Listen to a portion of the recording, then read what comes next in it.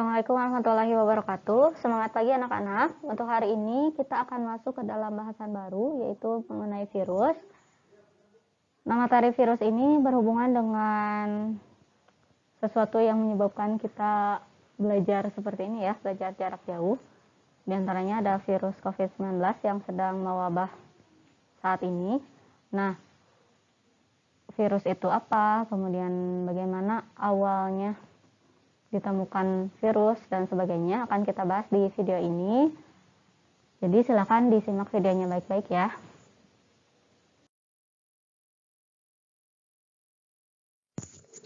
Ya, ini adalah kompetensi dasar yang harus kalian kuasai.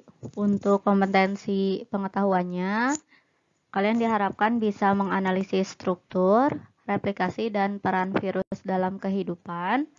Kemudian untuk keterampilannya, nanti kalian harus bisa melakukan kampanye tentang bahaya virus dalam kehidupan, terutama bahaya AIDS berdasarkan tingkat virulensinya. Bisa misalnya berupa presentasi atau poster dan lain sebagainya ya.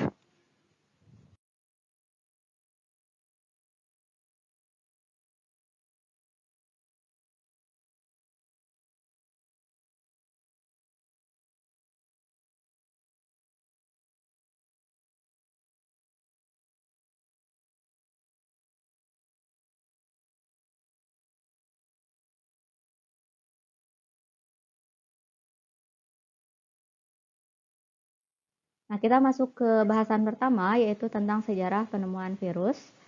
Jadi sejarah penemuan virus itu pertama kali itu tahun 1883 ya, ada seorang peneliti dari Jerman. Nah, ini namanya John Adolf Meyer ya. Jadi dia itu melihat ada penyakit pada tumbuhan tembakau. Jadi penyakitnya itu seperti ini ya, dia punya bercak-bercak di daunnya pada tembakau. Nah, dia itu melakukan penelitian pada penyakit di tembakau tadi. Caranya seperti apa? Nah, seperti ini caranya. Jadi tembakau yang berpenyakit itu oleh John Adolf Meyer ini dihaluskan, ditumbuk seperti ini daunnya, kemudian dibuat ekstrak daun. Nah, setelah itu si ekstrak daunnya yang sakit itu disemprotkan pada tanaman tembakau yang sehat.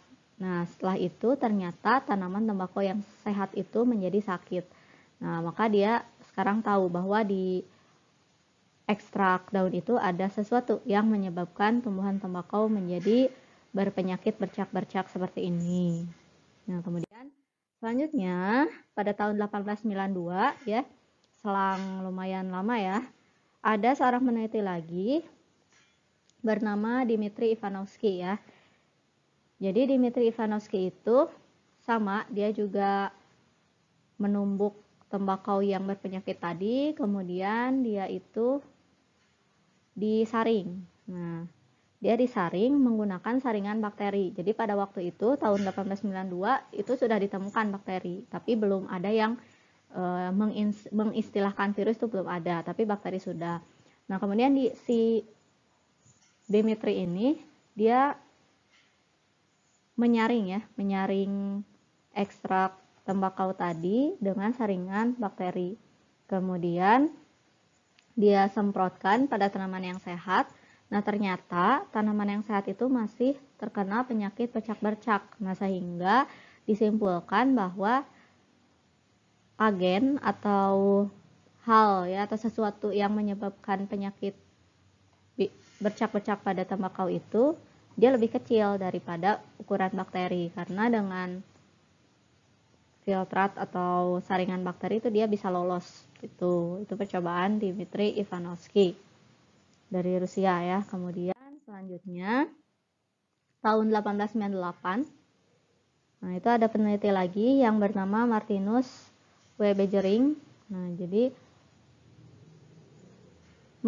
dia itu menemukan bahwa partikel tersebut itu tidak bisa tumbuh pada medium pertumbuhan bakteri. Jadi di medium agar itu tidak tumbuh, tapi dia bisa bereproduksi pada tanaman. Nah, maka kesimpulan penelitian Beijering itu partikel yang tadi menyebabkan penyakit mozaik pada tumbuhan itu, dia hanya dapat hidup pada makhluk hidup yang diserangnya atau bersifat parasit ya. Kemudian selanjutnya pada tahun 1935 itu ada Wendell Stanley. Wendell Stanley itu sudah berhasil mengkristalkan partikel tersebut. Jadi yang kalau tadi kan belum ini ya, belum ada namanya partikel itu apa gitu ya, yang menyebabkan penyakit mozaik pada tembakau. Nah, barulah pada tahun itu Wendell Stanley bisa mengkristalkan partikel yang kecil itu, yang lebih kecil dari bakteri, dan memberi nama tobacco mosaic virus. Nah, jadi inilah virus yang pertama kali ditemukan, virus yang menyerang tanaman tembakau menyebabkan penyakit bercak-bercak pada tembakau. Nah, strukturnya itu seperti ini, dia punya asam nukleat di dalamnya dan di luarnya dilindungi oleh protein.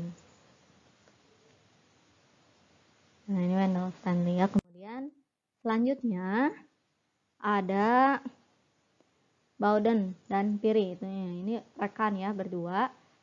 Dia bisa mengkristalkan virus yang lain yang menyerang tomat ya, dinamakan Tomato-Bashistan virus atau TBSV. Nah, mereka juga menemukan bahwa ternyata struktur virus itu bukan hanya protein, tapi juga nukleoprotein.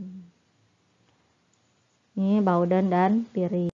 Nah, selanjutnya pada tahun 1937 barulah bisa ditemukan yang ada yang membuat mikroskop elektron. Jadi kalau mikroskop elektron itu perbesarannya jauh lebih besar ya daripada mikroskop cahaya, sehingga virus pun bisa terlihat gitu. Kalau sebelumnya di mikroskop cahaya, kalau agak besar seperti bakteri itu bisa terlihat, tapi virus karena ukurannya jauh lebih kecil dari bakteri itu tidak bisa terlihat. Tapi dengan adanya penemuan mikroskop elektron dari Klaus Pankuch ya dan Ernest Ruska, nah itu bisa terlihat struktur virus. Nah, jadi itulah sekilas dari perjalanan penemuan virus. Jadi, karena dia itu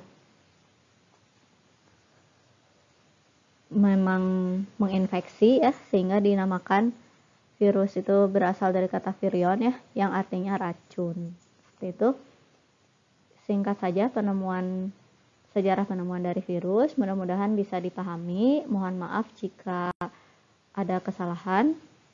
Terima kasih atas perhatiannya. Nah, kalau kita simpulkan nih seperti ini ya kesimpulannya, boleh di screenshot atau dicatat yang penting-pentingnya. Insya Allah kita lanjutkan di video selanjutnya mengenai ciri-ciri virus. Demikian, Assalamualaikum warahmatullahi wabarakatuh.